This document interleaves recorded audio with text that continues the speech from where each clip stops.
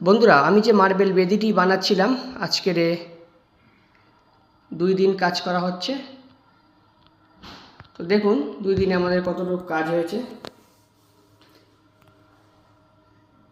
এইবারে এর উপরে একটি অর্ধেক পদ্মফুল হবে এবং পিছনে একটি ডিজাইন হবে। তো আজকের আমাদের এই পর্যন্ত কাজ হয়েছে দেখুন। আর এইটা আমাদের এই যে স্লাইডিং আমরা বানিয়েছি পাথরের, এখানে একটি ডিজাইন করা হবে, হাতল করা হবে এটা তো খোলার জন্য।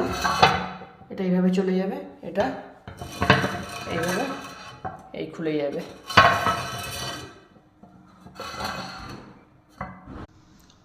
তো এরকম ভিডিও পাওয়ার জন্য চ্যানেলটি আপনারা সাবস্ক্রাইব করে রাখবেন।